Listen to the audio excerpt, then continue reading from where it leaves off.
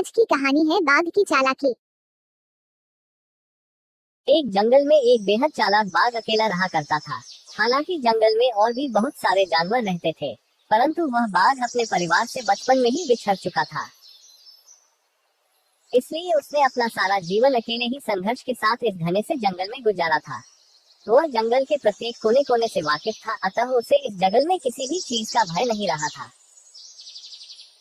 वह सारे जंगल में अकेले घूमता और जब जरूरत पड़ती अपने खाने की व्यवस्था कर ही लेता।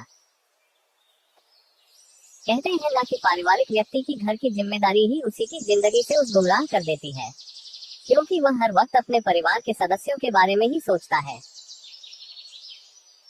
अगर वह कुछ खाना अकेले भी खाता है तो उससे वह खाना ये सोचकर हजम नहीं हो पाता कि उसके घर वाले भूखे रह जाएंगे और उसका पेट भर जाएगा।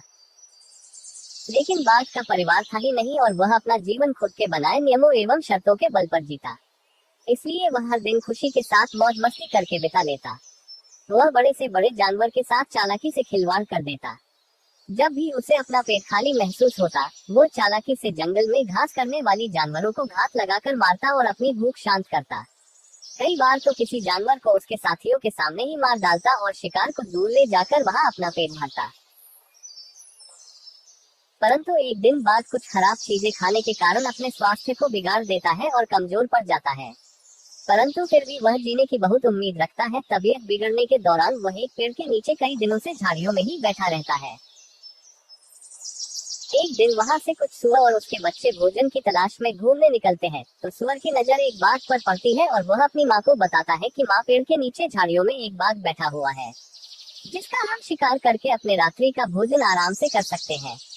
बच्चा अपनी माँ से यह बात बोलता है, पर तेजतर्रार कानों की बदौलत बाघ ये बात सुन लेता है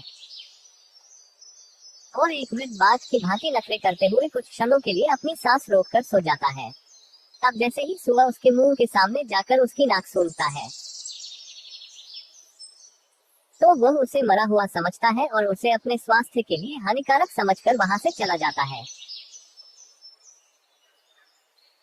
सीख, इस प्रकार एक बाघ अपनी चालाकी के कारण सुअरों के मुंह से बच पाता है। हमें भी हमेशा मुश्किल वक्त पर अपनी बुद्धि का सही प्रयोग कर ऐसे निर्णय लेने चाहिए जिससे हम खुद की सुरक्षा कर सके। अगर आपको वीडियो पसंद आए तो लाइक करें, शेयर करें और सब्सक्राइब करें।